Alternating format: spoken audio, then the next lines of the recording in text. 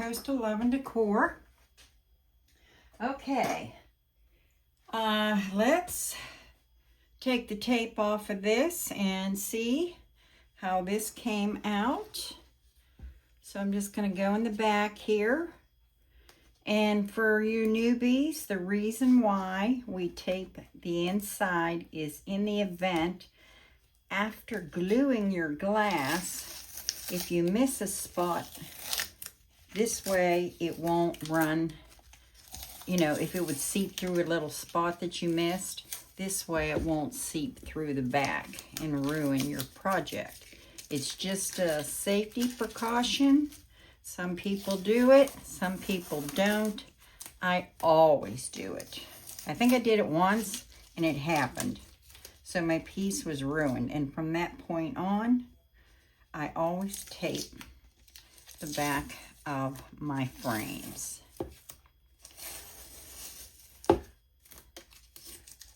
So, and here we go.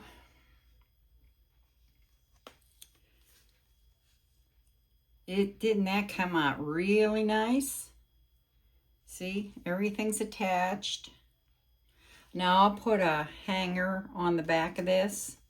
If you're making it for yourself and you don't want to hang it on the wall, then, and you're going to put it in the stand, then you don't need the hanger. But I always put a hanger on the back of mine. So my customers have the option of sitting in a display rack or hanging on the wall. Okay, so I think this one turned out really cute. The turtle is catching a wave. Okay, now, this was the shell that we poured yesterday on that video.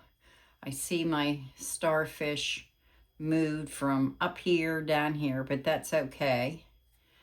And so I took an X-Acto knife and kind of got the paper started. Now you see there's resin on this. This will all peel off. Sometimes it's hard to get it started, but once, and I do have trouble sometimes getting this paper off.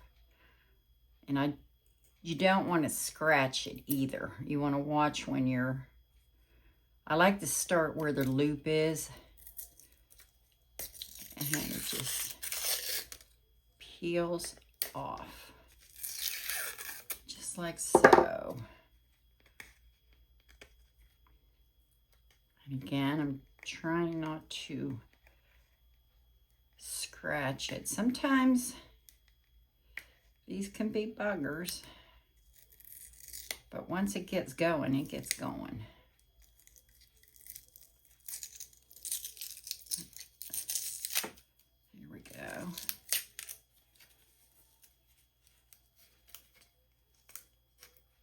I've had these seashells for a while and I just didn't know what I wanted to do with them. And I thought, let me try making an ornament with them instead of a coaster. These can be used for coasters if you would like. See how that pulls off? We got one little piece here. One little piece is going to be stubborn. And I'm going to take, and that's actually where my hole is for my hanger. I'll probably have to re-drill that hole, which would be nothing. Yes, I'll have to take my drill through the same hole because the resin did get in there. I'm trying to, yeah, I got the, yeah, there's just a little bit of resin in this. So I'll just take my drill and re-drill the hole, and then I'll put my ribbon on it. So there it goes. Just go with the flow. I'm sure this lighting isn't catching it as well. I'm just wondering if I should put a darker background on this. You know, paint the back a blue, because this water slide I put on there isn't really, well, there you go. I put my hand behind it and you can see it much better. So I really think this turned out cute. I am going to make a couple more, but I have to decide if I want to put a colored background on this. But in front of my hand you see it great, but not so much.